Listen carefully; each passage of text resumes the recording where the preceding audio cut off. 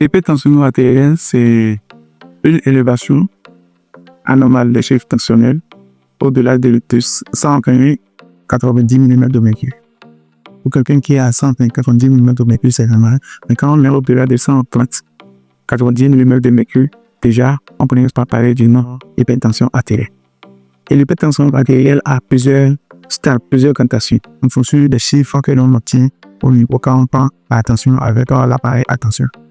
Donc, ça peut être une hypertension artérielle stade 1 ou grade 1. Là, c'est une tension qui est autour de 130 à 90 mm de mercure.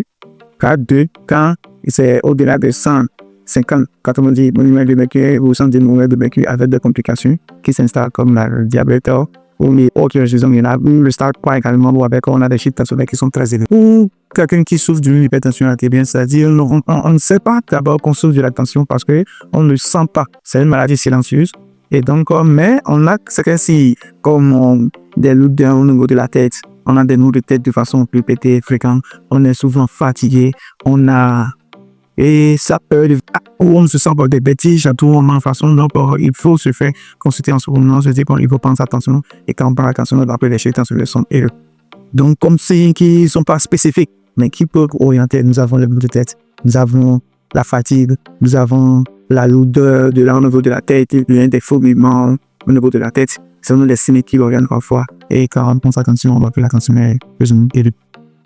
Quand la tension est élevée, il faut en même temps voir un médecin pour qu'il puisse mettre ce qu'il faut pour que la tension puisse revenir à la normale. Ce n'est pas forcément tout le temps des médicaments qu'on met.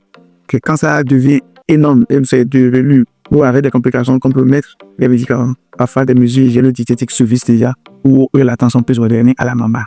Aussi, on ne peut pas déclarer quelqu'un qui est hypertendu si on ne reprend pas cette tension au moins 2 ou 3 fois de suite, en moins d'une semaine ou au cours d'un mois en fonction des chiffres qu'on a pour pouvoir réellement dire que cette personne est malade et souffre de l'hypertension artérielle.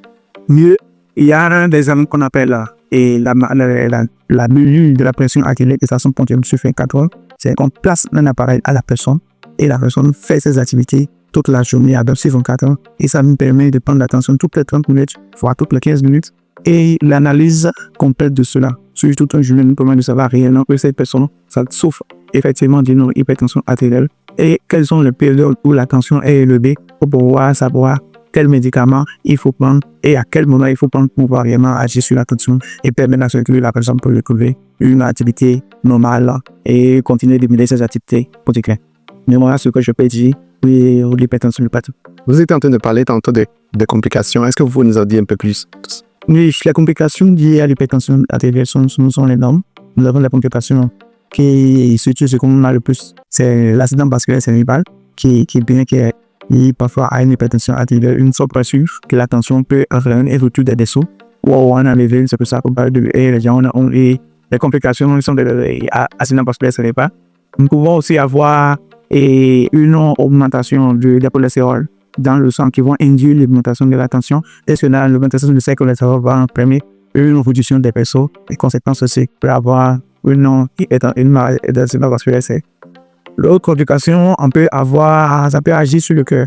Sur le cœur, entraîné, car ce c'est ça que les personnes ne sait pas être essoufflées et ne va même pas suivre le retour peut-être sanguin, mais plus tout à fait mandal, où il y a trop de pression et ça va entraîner et l'entreprise répercuter sur le cœur et la personne ne sait pas avoir des pieds qui vont s'enfler et être avec un peu d'effort, il est essoufflé. Et là, c'est des complications qui sont.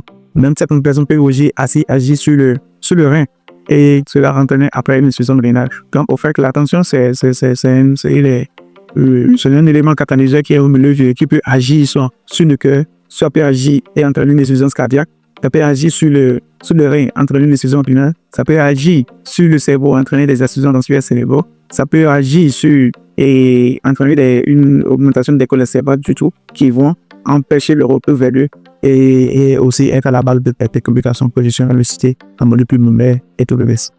Merci beaucoup, docteur. Merci. Est-ce que vous pouvez, pour finir, vous présenter à nos téléspectateurs et présenter également la clinique que vous dirigez? Moi, c'est Dr. Hébert de Suivre mon vie. Je suis médecin interniste. Je suis le promoteur de la clinique Arafa qui est capable de se situer derrière les chrétiens pendant 60 années. C'est une clinique qui est là depuis un certain temps, maintenant dans les 10 ans, où toutes les spécialités qui sont et avec tout ce qui a comme et par plateau technique, il y a le scanner, il y a l'écho, il y a tout ce qu'ils font pour que quand on la vie ici, et soit que nous soyons étudiés jusqu'à parce que là. Merci beaucoup pour cette. Merci.